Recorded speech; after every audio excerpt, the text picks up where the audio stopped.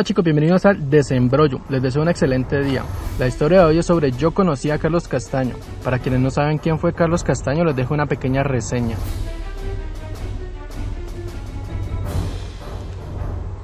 Carlos Castaño, alias el Comandante, el Fantasma o el Pelao, fue jefe paramilitar colombiano, máximo líder de las AUC, Autodefensas Unidas de Colombia. Nació el 15 de mayo de 1965 en Amalfi, Colombia, y fallece el 16 de abril de 2004, a los 38 años aproximadamente. Sus acusaciones son terrorismo, narcotráfico, homicidio, hurto, daño en bien ajeno, asalto y lesiones personales.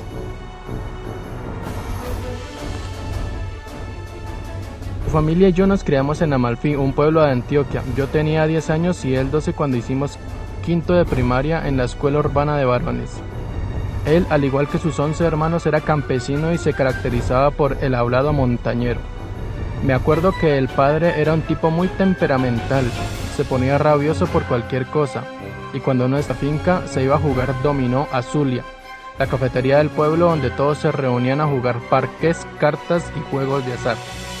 Aunque los niños tenían prohibida la entrada, Carlos se colaba y acompañaba a su papá a jugar.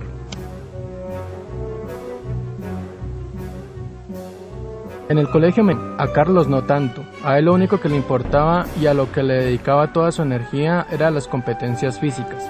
Cada tanto se organizaban fiestas patronales en el colegio y se realizaban carreras de atletismo.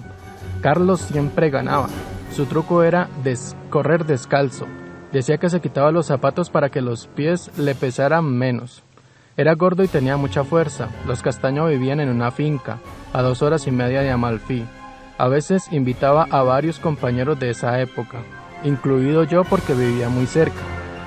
Y el recorrido desde el colegio era muy complicado, nos tocaba trepar por caminos de herradura, pantanosos llenos de piedra y canalones, subidas y bajadas resbalosas.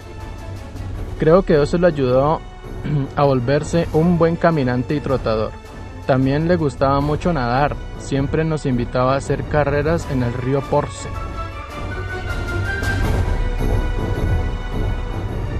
Fines de semana ayudaba a su familia a la finca a recoger el ganado, ordeñarlo y traer el revuelto, o sea la yuca y el plátano, y recoger la leña para la cocina.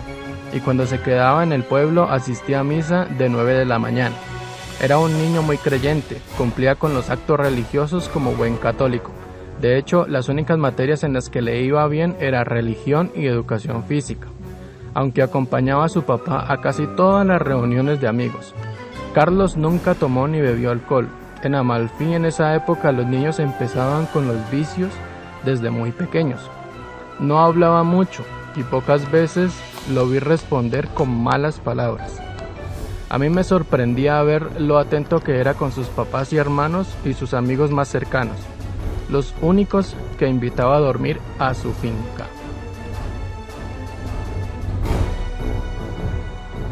Después de un tiempo las cosas cambiaron. Carlos se hizo hombre, se alejó de la gente del pueblo y mantuvo contacto con unos pocos.